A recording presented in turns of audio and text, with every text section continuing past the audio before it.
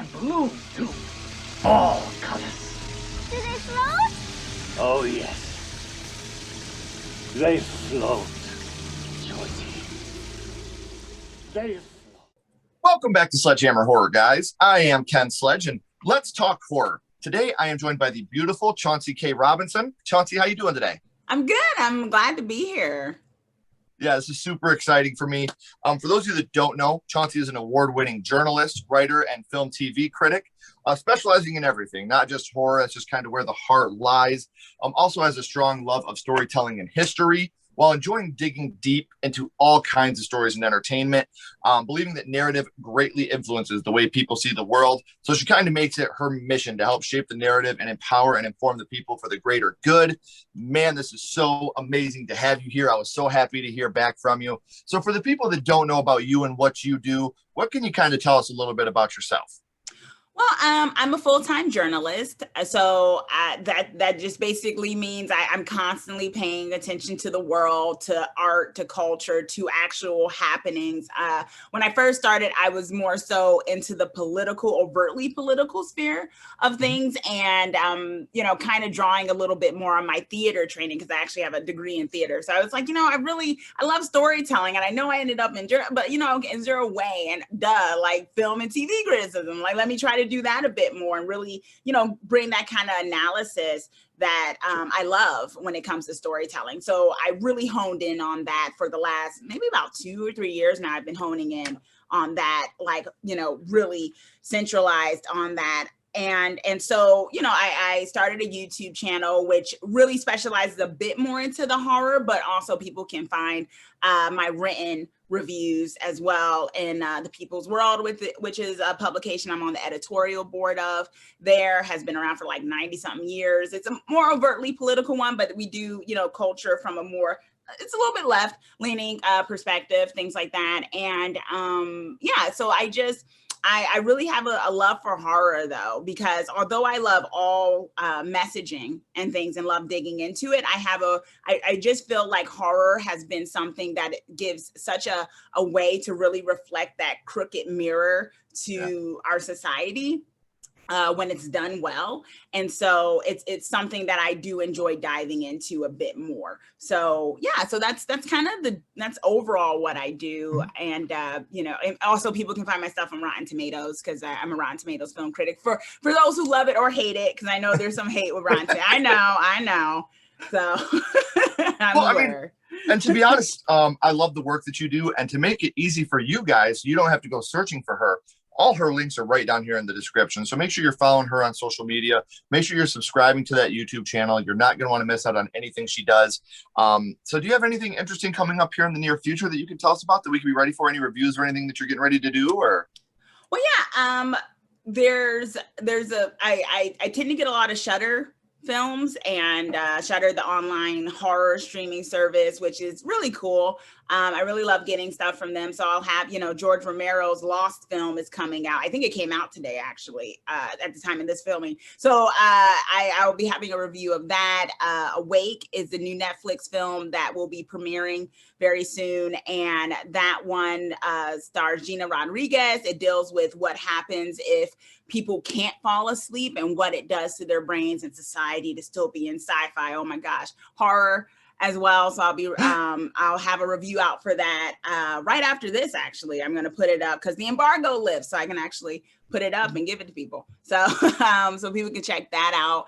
And getting back into in September coming up, Shriek Fest, which is the longest running sci-fi and horror film festival in Los Angeles in California, will be coming back. I'm actually an official red carpet person there. And I'm this year, for this upcoming one, I am an official actual judge. So that's really exciting, kind of putting that. We've had some great films that have come in the past, and it's been really great looking at up and coming filmmakers from screenwriting, short films, long films, things like that. And being able to kind of give that perspective before it actually comes out in theaters as a film and TV critic too. So that's going to be coming up in September, Shriek Fest 21. It's the 21st year of Shriek Fest. So I'm really excited about that. That is so awesome. And congratulations on that, becoming a red carpet and being able to do all that. That is so, it's a dream come true for a lot of us that have been watching horror movies since we were kids. So that's really cool. And I'm very happy for you. That's Thank really, you. really such an accomplishment. Thanks. Yeah, no problem. But we know what you're doing in the future now with Shriek Fest, and we know what you're doing now with the reviews. But Chauncey, I want to take it back to the past, and I want to talk about what got you started in the horror genre that we all know and love, and talk about your first horror movie. And your first horror movie was It, the 90s version. Pennywise. Stephen right King's here. It. One of the Yes. only ones that I will always keep the VHS of, because I just feel like this is one that has to be watched on VHS. So do you remember how old you were the first time you seen it? I probably like 10 or so. Because I didn't see it when it first came out, because I think it came out like 93 or something like that. And I would have been like 7 or something. So I couldn't have made sense of it. But I watched it, funny enough. I don't know if people know the Lifetime channel, which is usually like a women-centric, you know, she turned at midnight type movies. But back in the day, in the 90s, after about 12 midnight, Lifetime used to turn into it was still Lifetime, but they'd show other kind of movies. So I remember distinctly sitting up and they were showing It. And I sat there and they showed the whole thing. And I actually sat there and watched it. And that was I could say that was the first horror film that I actually took in. I had, you know, my brother had scared me before with Nightmare on Elm Street and things like that. But this was the one that I actually sat there and actually was like, I like this film. So it was like after it came out on network television, it was on cable, I found it. And I just was like, this is awesome, you know. And it's funny you say that, because I remember the first time that I seen one movie that's always scared me is Flowers in the Attic. And the first time I seen that was on Lifetime. Right? I don't know what happens after 11, but they show some good stuff. Yeah, and Lifetime becomes death time after 11. Yeah, it's really weird. So do you remember who you were with the first time you watched it, or were you alone at this point? I was by myself.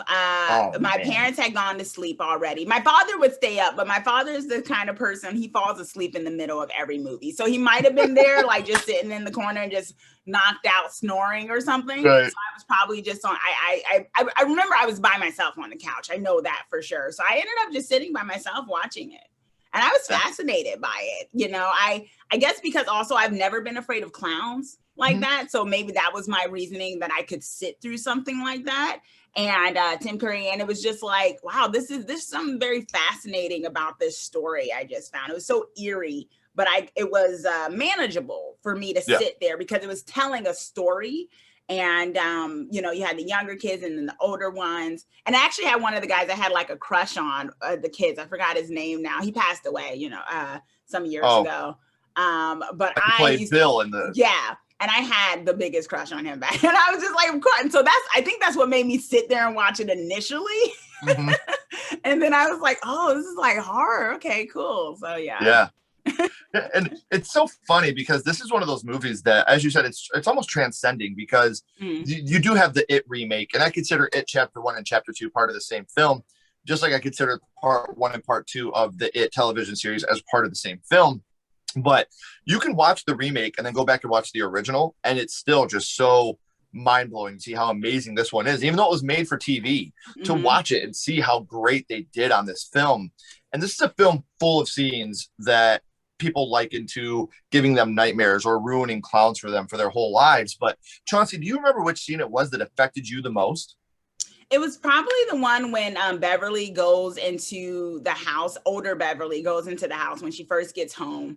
And she thinks she's going into the place she used to live. And this old woman, very unassuming, answers the door, comes, and she's like, my father used to live here.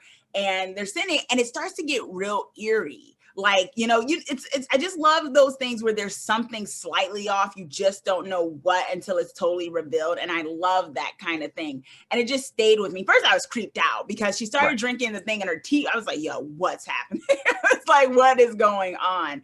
You know, and I guess I thought for myself, because, you know, being a young girl, I would trust an old woman if I went into, you know, I wouldn't think anything of an old woman like, oh, come in for tea, dearie. Like, I just wouldn't. And to think that it could turn into that. And then when the face turns into the dad, but like zombified, but still with Yes. the old woman stuff. I was like, oh my gosh, this is so creepy. And I think what stood with me the most is when she finally comes out and she turns around and it's abandoned. I was like, whoa. I was like, whoa. Like you said, when the dad looks up at her and he's like, I worry about you, Beverly. Sometimes I worry a lot. Like, that is so creepy. So creepy. Because the dad was such a scary individual anyway. You know, like he was, the thing about it that I've always talked about is you have It the Clown, which is a monster. But he's not the only monster in this film. You have Beverly's father, you have Henry Bowers and his little gang. So you have the human monsters and the inhuman monsters in this movie. And it's so well, Stephen King, obviously, we don't have to talk about how great of a writer he is, but the writing to write not only the inhuman monster that is terrifying, but the human monsters that are you can't run away from. Every 27 years they come back because they're there every day. And that's something I've always enjoyed about it that is, you know, truly amazing to me, is the writing in general. So if we were sitting here talking, Chauncey, and we weren't talking about it, and I just brought it up, and I'm talking about, man, it, Tim Curry, Pennywise, what's the first thing that pops into your head when you think about it? Sorry, my kitty. She wants to be on camera too. I have 3 of them. And they are a lot. Well, I'm sorry. What was the last one? I guess I was trying to. No, you're fine.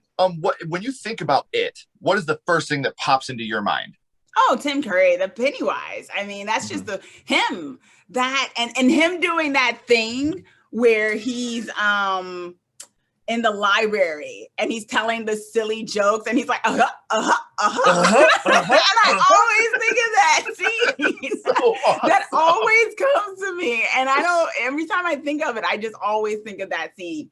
It's that's the first thing. I think of him and I think of that scene and the scene where he's digging the graves. Those are the 2 that always, like, I remember fondly. That's the weird, I mean, maybe it's just a horror person, but like I remember those fondly because that scene in the library just always makes me laugh. Oh, every time, just because the way he's doing the spinner, he's like, because he's telling, it's so funny because he's kind of telling the bad jokes or the silly jokes that Richie jokes, and he's kind of it's creepier because it's not just like, oh, I'm a clown terrorizing you, but I'm playing on the fact that you probably don't think you're good enough as a comedian, and I'm telling crappy jokes just like I think you tell crappy jokes. And it was just like, oh man, he's like throwing shade at the same time of like terrorizing him. That is right.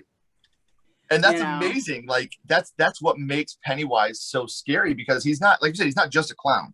He gets into you and he gets your fears and your insecurities and he plays those against you. And we're talking about those scenes, and we talked about which scene affected you the most, Chauncey. But what would you say is your absolute favorite scene from the It miniseries? Favorite scene? I guess, aside from the library, I feel like the library is probably my favorite one, just because I always anticipating it with the yuck thing of Tim Curry. But there's one scene where they find their friend's head in the refrigerator, and it's a sad scene, but it's also so eerie. It's just like he's the head of their friend that they remember, and he's saying things to them that are so just like, I'm inside your mind, you know, like, what's your sex? How's your sex life? What's your sex life? Like, whoa, like he's coming at these characters, and it's probably one of my favorite scenes. And then the scene when they're kids, where Bill wants to, where he says he wants to get rid of Pennywise, and he's like, help me, please help me. And his friends crowd around him and like hug him in that moment because they want to be there for him. And it's just it gets you, that scene right there. Oh, absolutely. Pulls on the heartstrings for sure. Because we all had those friends when we were kids. We had that group that was just inseparable. You know, we all had our own lucky 7. And so it always, for me, I always think about those kids when I watch this movie too. So I'm going to give you a little bit of a tricky question here. Okay. Have you seen It Chapter 1 and Chapter 2? Of the remake, right? Yeah. Yes, I've seen it. Now, I don't want to say which you prefer, but between Tim Curry and Bill Skarsgård, who was your favorite portrayal of Pennywise? Oh, Tim Curry. hands down. I have a whole review about how I actually didn't like it part 2 and that much. And so I have a whole, like, I hands down Tim Curry. And I think I'm in the minority. Like when it comes to who I like better as Pennywise, I'm with you on Tim Curry. And I think my reasoning is Tim Curry's portrayal of the clown is, as funny as it sounds, more friendly. If I seen Tim Curry's clown, he would be approachable to me as a little boy. If I seen Bill Skarsgård's clown, I'd run the other way. He just looks more terrifying to me. So I think that Tim Curry's nicer version of the clown is more scary because he's more approachable and easy to get. Now, where I disagree with almost everybody on the planet, I was a huge fan of It Chapter 2. And I think it was just because of Bill Hader. I think his performance was mind-blowing because I've always known him as Bill Hader, the impressionist, and Bill Hader, the Saturday Night Live alum. So to see him come into this movie and literally make me cry during one of his scenes was so powerful to me, to show his acting chops on what he can really do. Now, story-wise, I agree with you. It's probably the weakest of all of them. But that, you know, the scenes with Bill Hader just had me so mesmerized and so like almost jaw dropped at how great of an actor he truly is and how he carried to me that whole film.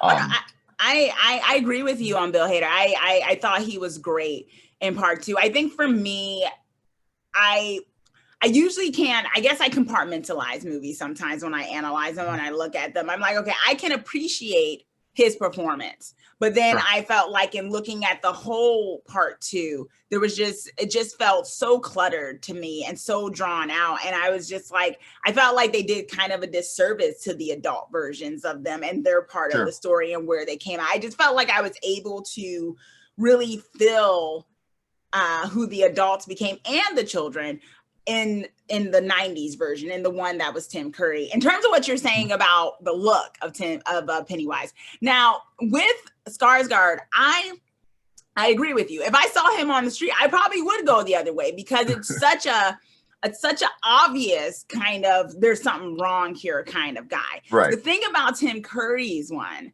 that I think actually just makes it like just more like effective to me is that, I mean, I come from Jersey and I could just picture this guy on a smoke break, you know, with that New York, Brooklyn type accent in full makeup. Kid comes up like, what are you doing, kid? You know, just like, and it's just something. And could you imagine a young child who was just maybe seeing him on stage and he's like, da, da, da, da, da. And then it's like, he's on a smoke break and he's like crusty, you know, that kind of vibe. And I would freak out from that a bit more because it's like, this is a guy, it's like he's in the clown, but he's not, you know? And I felt my main issue, although I did think I thought he did a great job for the most part. My issue was probably more so with the editing of him because I felt like they relied too much on CGI for me. And I think because maybe I'm a practical effects kind of girl when it comes to many things that I like and playing on things like that,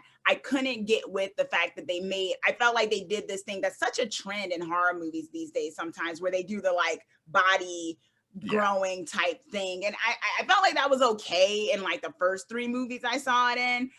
But when it came to this, I'm like, you don't have to do this. Like, he's already a clown. He's already sinister. Do you have to make it so there's all this extra stuff like cracking with his mouth and everything? I was like, I felt like it was, for lack of a better word, overkill when it came to the portrayal of that. I just felt like it was as though they didn't trust that he could be creepy enough.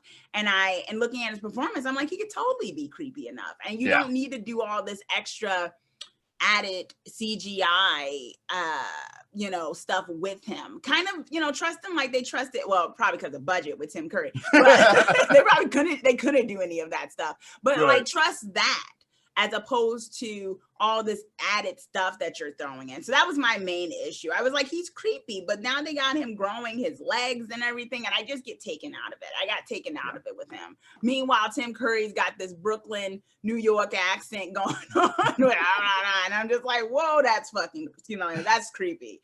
No, you're fine. Yeah, I was like, totally that's creepy. That's creepy to me. And I think it's because maybe, you know, growing up with so many great movies that have practical effects, you know, 'cause I'm with you. I think that CGI, can be beneficial if it's used right. But you know, I grew up with The Thing, American Werewolf in London, Nightmare on Elm Street, like these movies that I consider practical effect darlings.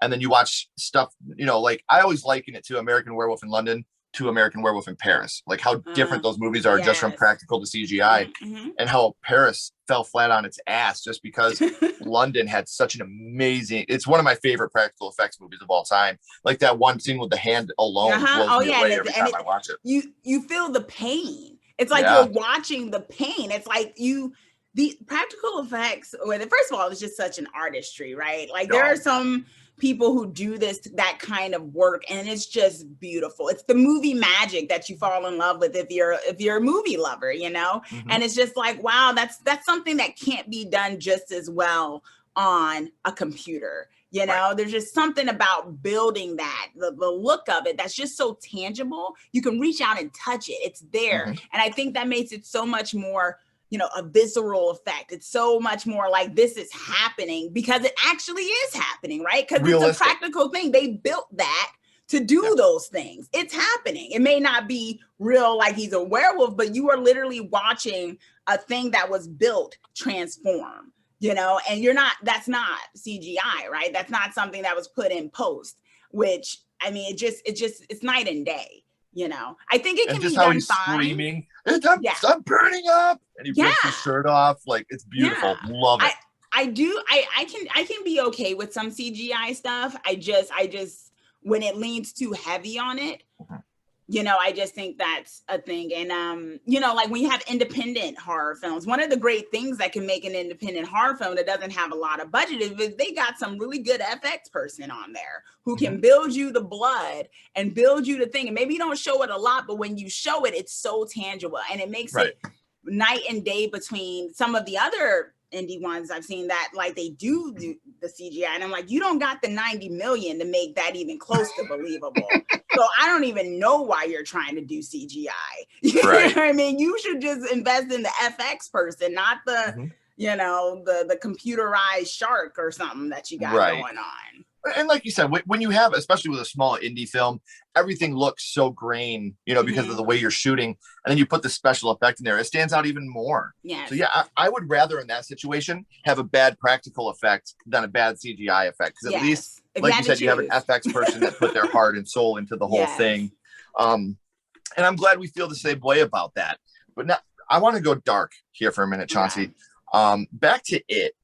Something we love as horror fans is kills. We love the deaths. What kill would you say is your favorite kill or your favorite death from the 1990 miniseries of It? My favorite death? I mean, there's so much in the sense of like hints at it more than the actual thing in that one. I mean, the one that was the most poignant was probably the early one when they were adults. I'm so horrible with names, but you know, when he kills himself, when he Stan chooses to do it himself. And to me, that was probably the most, I mean, that set the tone for the kind of way death happens in this kind of movie. It's not so much that he'll chop you to bits. He can do that, but it's pushing you to the brink where you know, don't want to be there anymore because you don't want to face what you think you might face with them. Like you're so afraid of him that you rather off yourself than deal with him. And to me, that was probably the most gripping, you know, the saddest, not the saddest one. It actually wasn't my saddest one, but it was the most, it stays with you, especially when he puts it on the wall and it's just like, he's like, and I'm just like, whoa. Because him and his wife were just chilling for a second there. And then that happens. And it's definitely, it stood out to me. Right, and she's on her way up with a beer. Yeah, because they were just relaxing, right? They were just kind of like, he was laughing and they were talking about how they don't want kids because they want to travel and their things and stuff. And then as soon as he got that call, it just all came back. And it was just so eerie. He was like, I think I'm going to take a bath. And it's just like, and I'm like, whoa. You know, and then when his face comes back later being used in the refrigerator scene, it just even more, it drew back to that and was like, okay, yeah. I completely agree with you. That one and Eddie's obviously always got me, but I completely That's my sad agree with you on one. That's the one I think is the saddest. I couldn't stand that he got killed. I was like, no, I kind of wanted them to revert. I wish they had done that. The other one, like how they reversed it in It Chapter 2. I would have. Yeah. No, they didn't reverse it. Actually, it was still him. But still, I would have been. I don't know. little Eddie Spaghetti. Yeah, actually, like that was those two were the standouts for me in both versions. Actually, yeah, yep. They spit that guy out in the remake. He looked just like the kid. I was like, that is some casting right there. Yeah. Oh, they all have the similarities too. Like it was the casting was brilliant in this movie. Really good. It was really good. Yeah. So we talked about the 1990 It miniseries and how that was your first horror movie. But now, Chauncey, I want to go scream on you here for a little bit. Okay. What's your favorite scary movie? What is your favorite horror movie of all time? Jaws. That's definitely my favorite one. Jaws is like the one I can sit there. I can let it play in the background while I'm cleaning or something like that. I can watch it at night. I can watch it so many times. It's just, I don't know what it is. I absolutely love Jaws. It's perfect. Yeah. I'm with you. Jaws is up there for me. I mean, I can't tell you how many times in my 35 years on this planet, I've said, "Smile, you son of a bitch." You know, like, yeah. We're going to need a bigger boat. Oh my God. That is my part. I just loved him. And I'm just like, that's the hero of horror. This guy right here, the everyday man who's just trying to do his job. And I'm just like, that's what I like to see, you know, and just that whole scenario. It's funny. You talk about how you wrote for politics and Jaws is your favorite horror movie. And when COVID started, it totally reminded me of Jaws. Like we all know there's a shark in the water, but the mayor's like, go ahead and get in the water. It's going to be just fine. We need tourists here, you know, like we got money, we got things. And it's just, and this is one of the reasons, the blessing and the curse of horror, because it's like, there's always this thing where you say, oh, there's no way that could happen. That's why I watch it. But then you know that it could totally happen. And I think that's the thing about horror fans. We know things like this can happen because when it happened, I did think of that guy. I was like, holy crap, this is Jaws. This 100%. Is freaking Jaws. 100%. Wow. I did not think we'd be here, and we're totally here. Yeah, I never thought the mayor would tell us to get back in the water either. Right? But even though there was people are getting eaten, but you know, it's fine. And then the whole thing of just people being like, you know, deniers and things like that. I'm like, oh, there's no shark. Like, you know, it's like, yeah. You see that fin there? That's not a fin. You're wrong. No, it's not a fin. No. Well, Chauncey, I've had so much fun having you on here, and we always end this with the same question. And I gotta break it down a little bit for you because you are a critic in your real life. So for this last question, we are not being critics.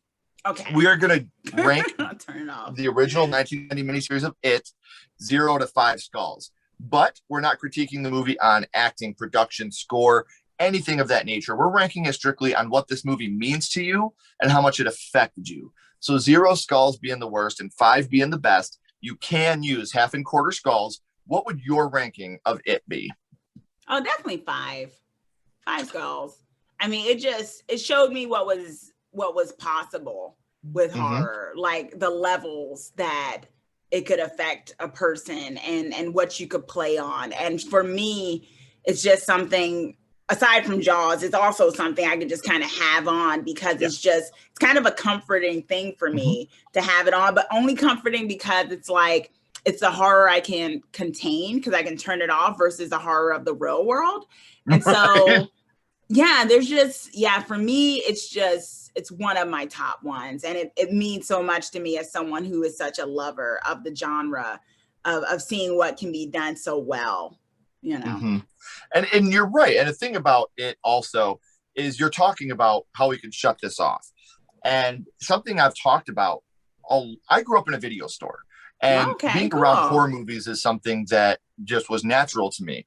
And I've always felt that if you watch horror as a young child, you become more grounded in reality because you learn the difference between fantasy and reality. Now, just like everything else, there has to be education with it. Yes. you don't just hand a child a book and they learn physics. It doesn't work that way.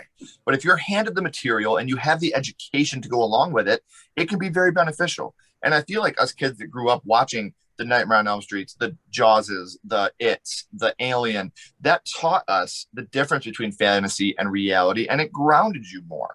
And that's how I've always felt. It's something that I'm very, very supportive of. My children watch. My 8-year-old won't. She is like, nope, we watch Gremlins, and that's about it. Yeah. My 13-year-old absolutely adores the horror community. He adores the horror world, adores horror movies in general. So as long as you have the education to go along with it, I feel like watching horror as a young child is a good thing. And we always look at, and again, please don't think I'm telling people to do drugs. Don't do drugs. Drugs are bad. But watching horror movies really is like doing drugs. You get that high for the first time, and then you're always chasing it again. You want that high again. And I love the high that I get from a horror movie more than any substance I've ever put into my body. So, Chauncey, don't go anywhere. I have a couple more questions for you. Yeah, of course. Everybody else, don't forget, Chauncey's links are right down here in the description. Make sure you're following her. She's amazing. You're not going to regret it. As always, guys, keep talking horror, stay what you are, and we'll see you guys soon.